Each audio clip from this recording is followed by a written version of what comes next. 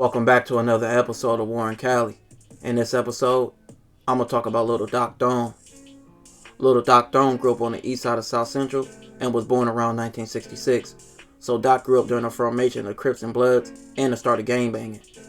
Doc's family originated from Louisiana, and like most families during that time period, they moved away and started settling in other places, and his family settled in Los Angeles. He grew up on the 78th Street, but later moved. Doc's mom worked long hours, and this drawed him to the streets, especially with the expanded gang life that dominated the area. And by 1977, he would get put on 6'9" East Coast Crip. He got the name Still Bill for being a known thief. But after Big Doc Thone got out of prison, him and Little Doc formed a tight relationship, and that's where he got the name.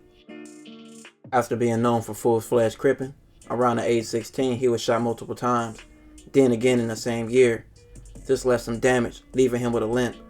He was first convicted on the strap charge when he was 19, and with being a reputable Crip, he had to go through trials and tribulations, which landed him in the notorious 4800 in 85, and in 86, Soledad, which he would be in and out of jail from then on.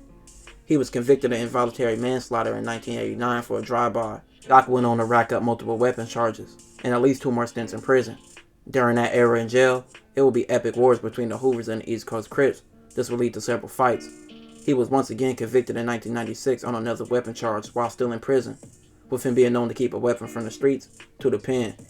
Little Doc would endure a lot of wars, from being shot multiple times by the Hoovers and the Swans, who became some of East Coast Crips' top rivals, along with other hoods like Kitchen Crips and the Broadway Gangster Crips.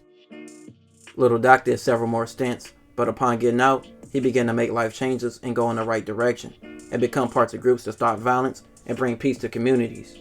This will lead to making of a truce between F-13 and the East Coast Crips, which I covered in a previous episode.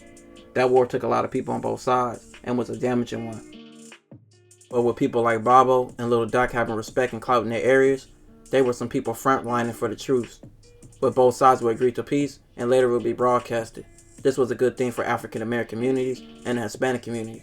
Little Doc will also be a part of helping other truce with the East Coast Crips and the Kitchen Crips, who was once an ally, but they later became a rival of the East Coast Crips.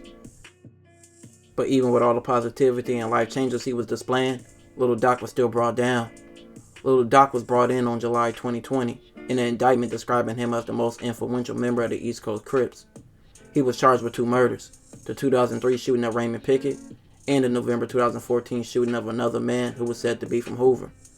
3 of the key witnesses were from East Coast Crip, who snitched on Little Doc saying he confessed to him in jail that he committed the murders in 2003 and in 2014. It was said the weapon was later found in Little Doc's vehicle. The snitches in the case was named Too Cool.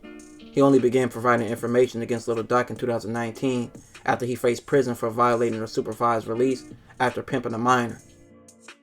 Several people would speak out in Little Doc's defense, saying how much he changed and how much of a big impact he made in the community, but police will only bring up his negative past and what he did in that same community years before. Police had his phone tapped, and he would tell people watch out for Too Cool because he knew he was a snitch. It was even said he briefly mentioned putting in some work.